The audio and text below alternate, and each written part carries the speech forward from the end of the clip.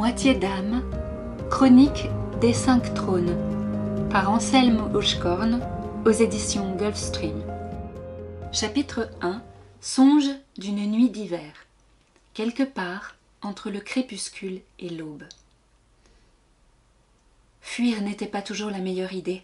Fuir, c'était choisir de devenir le gibier. Ludegarde avait couru à en perdre haleine, jusqu'à distancer les grognements de la bête lancée à ses trousses. L'air glacé lui brûlait la gorge, le sol sous ses bottes, les branches au-dessus de ses tresses brunes, les flocons fondant sur ses jeunes épaules. Tout était blanc, tout était froid. Elle s'arrêta, étendit l'oreille. Elle ne perçut que le hurlement des bourrasques hivernales. Pas une brindille qui craque, pas un grondement. Avait-elle réussi? Avait-elle distancé son poursuivant? La peur restait là, tapie dans son ventre. Son corps ne tenait plus.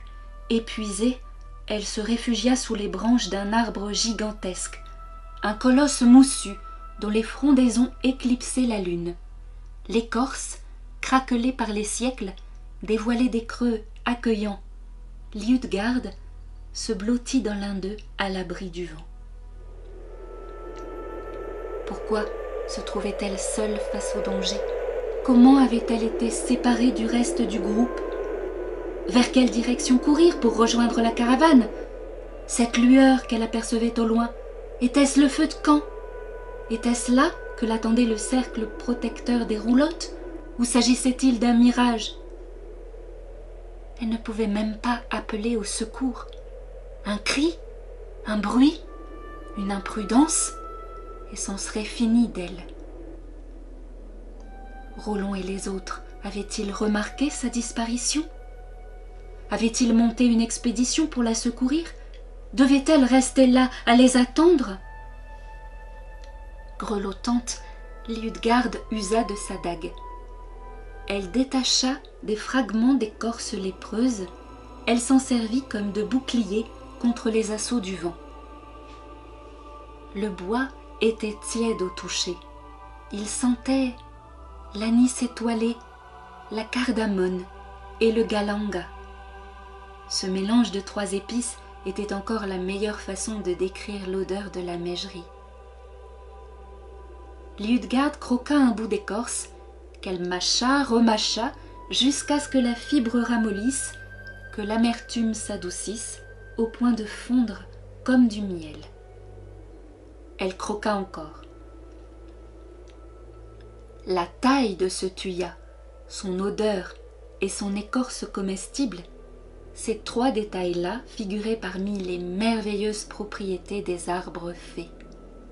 En tant que guérisseuse, en tant que miresse surtout, Liutgarde connaissait les plantes, dont les arbres fées étaient les seigneurs. Jamais elle n'avait contemplé de thuya aussi haut. Ses feuilles écailleuses résistaient à la froidure. Sa cime vertigineuse tutoyait les nuages. Des géants comme celui-ci, on n'en voyait plus de pareils au sud. Plus bas sur les cartes, le territoire sauvage s'émiettait en une mosaïque de fiefs rivaux que l'on appelait les marches. Des forêts poussaient là-bas, mais en rien comparables. Les arbres du sud manquaient de sève, ils étaient secs. Les animaux qui broutaient leurs feuilles avaient oublié l'ancienne sagesse, ils étaient retournés à l'état sauvage. Ainsi, les fées et leurs sylves enchanteresses n'existaient-elles plus que dans les chants des vieillards et dans l'imagination des enfants. Liutgarde craignait de disparaître à son tour. Elle avait froid malgré sa pèlerine en peau de reine, l'estomac rempli d'écorce, sa langue gardait comme un arrière-goût de sureau. Le sommeil tirait sur les paupières de Liutgarde, douillettement blotties dans le ventre du thuya géant. Son soulagement aurait été grand d'entendre Rollon appeler son nom. Comme elle voudrait quitter sa cachette pour se réfugier dans la chaleur de ses bras. Pouvait-elle compter sur lui toutefois?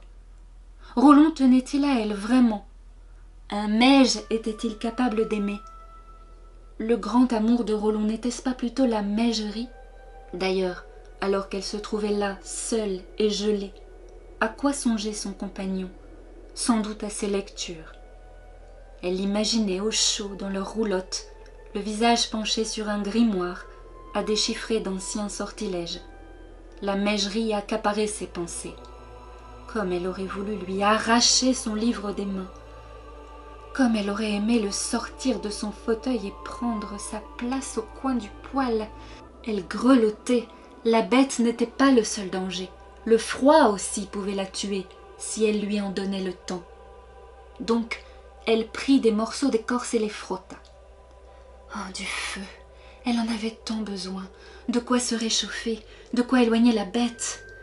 Hélas, ces tentatives ne produisirent que des échardes. Il lui manquait l'étincelle. Contrairement à Rollon, Ludegarde était une fille de la ville. Elle ne connaissait qu'une manière d'allumer un feu, grâce à la mégerie. Elle maîtrisait une ribambelle de sorts. Elle portait ce don en elle, comme le prouvait la bague sève à son annulaire. C'était un curieux bijou tressé de brins d'herbe, d'apparence fragile, mais d'apparence seulement. En temps normal, elle faisait naître une flamme d'un claquement de doigts. Hélas, il lui manquait un ingrédient. Rollon. Rollon qui n'était jamais là quand elle en avait besoin. La mégerie comptait peu de règles, la plupart pouvaient être détournées, voire tordues. Il n'existait guère qu'un principe parfaitement incontournable. Pour tisser un enchantement, des mèges devaient être deux. C'était ainsi. Personne ne savait vraiment pourquoi. Quand Ludegarde était séparée de Rollon, son don devenait inutile. Elle eut beau gémir, forcer son talent, le mieux qu'elle obtint fut une épouvantable migraine. De dépit, elle jeta l'écorce. Elle souffla sur ses mains crevassées. Elle ferma les yeux et pria. « Pauvre petite Helfling, Rollon n'en a rien à faire de toi. » Ludegarde se redressa. Elle avait la certitude que quelqu'un s'adressait à elle. En effet, elle regarda alentour. Elle était seule. Elle n'y comprenait rien. Ne me cherche pas. Mon corps repose loin d'ici. Nous communiquons par l'esprit. Ludegarde crut avoir perdu la raison. Tu n'es pas folle, plutôt sentimentale, dirais-je. Rappelle-toi, tu pensais à Rollon, à ton couple, à tes peines de cœur ridicules, alors que tu es seule et vulnérable, alors que la bête rôde, prête à te réduire en charpie. Et toi, tu te lamentes sur ton sort? Tu as un drôle de sens des priorités, petite Helfling. Ludegarde ne prit pas cette voix au sérieux. De son point de vue, la démence la gagnait. Seuls les fous entendaient des voix surgies de nulle part. Si cette présence dans sa tête n'était pas la folie incarnée, eh bien qu'elle le prouve. Comment? Ludegarde exigea de connaître son nom et ses intentions. Mon nom est un secret. Un nom est une clé. Je n'ouvre pas mon esprit à n'importe qui. Elle voulut au moins savoir si cette voix appartenait à une humaine. Non! Peut-être appartenait-elle à une autre mégeresse? Une mégeresse qui pourrait l'aider? Non! Ce cri hargneux résonna dans sa tête. Ludegarde en fut déstabilisée. Elle réfléchit. Est-ce que par hasard? Non, cela semblait peu probable. Son interlocutrice serait-elle une fée? Il se pourrait. Elle blêmit. Les fées avaient déclaré la guerre aux humains. Elle conversait donc avec une ennemie. Détends-toi, petite Helfling. Je ne te veux aucun mal. Elle n'en crut pas un traître mot. Si cette fée n'avait pas de mauvaises intentions, alors que lui voulait-elle? Je puis t'aider à prendre la bonne décision. Tu attends que Roland vienne te secourir? C'est une erreur. Cette forêt fait partie de moi. Ces arbres chuchotent à mes oreilles. Je puis te dire qu'il n'est pas en chemin. Tu ne peux compter que sur toi. Cette triste nouvelle la démoralisa. Elle sut que c'était la vérité. Jamais Roland ne la retrouverait, perdue sur un si vaste territoire, à moins d'un miracle. Elle devait agir sans lui. De ne pouvoir compter sur personne, Ludegarde en éprouva comme un sursaut de colère. Au fond d'elle-même, elle était encore furieuse contre Roland. Elle ne lui avait toujours pas pardonné. Lors de leur dernière halte dans un village, son compagnon avait tenté de se séparer d'elle. Pour leur bien à tous les deux, c'était le prétexte qu'il avait invoqué. La cause profonde, Ludegarde l'avait devinée. Roland cachait une blessure, dont il ne s'ouvrait à personne. Il était plus âgé qu'elle. 4 années les séparaient. C'était à la fois peu et beaucoup, car en l'espace de 16 saisons, Roland avait connu une quantité d'épreuves qui l'avaient laissé marquer, peut-être même brisé en dedans. Selon lui, leur couple n'était pas fait pour durer. Ludegarde serait plus heureuse auprès de quelqu'un de moins tourmenté. En tout cas, c'était sa vision des choses. « Petite Helfling !» Ludegarde grogna. « Tu recommences à cogiter en rond !» Au prix d'une séance de contorsion, Ludegarde changea de position.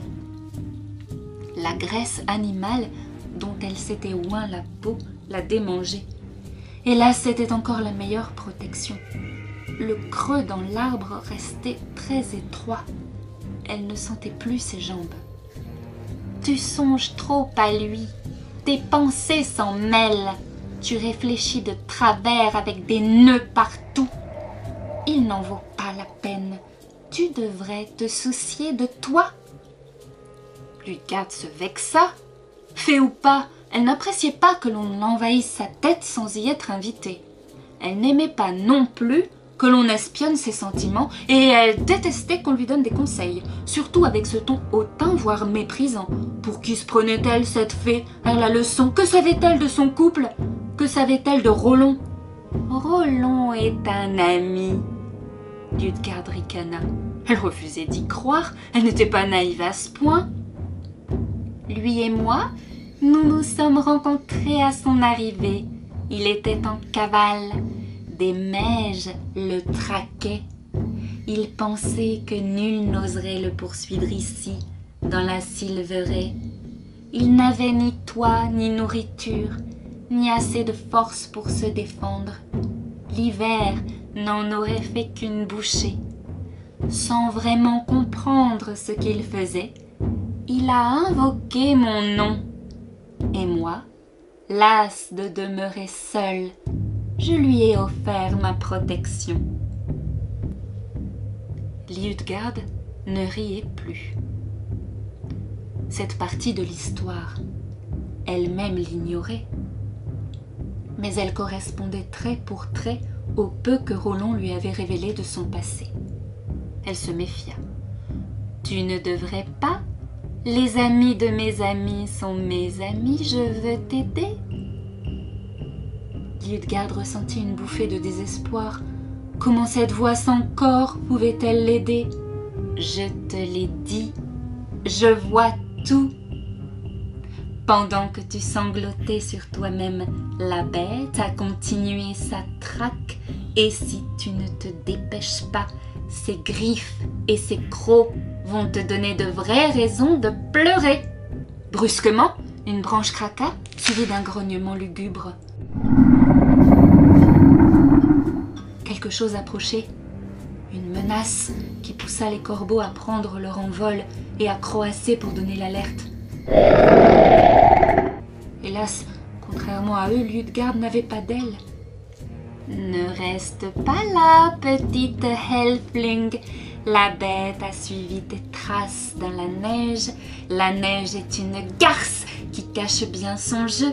C'est elle qui guide le prédateur vers sa proie. Sur sa jolie robe blanche, la neige aime voir tomber des flocons de sang. Ce vieil arbre ne te protégera pas. Va-t'en! Un craquement plus proche fit tressaillir Lidgarde. Elle rechignait néanmoins à quitter sa cachette.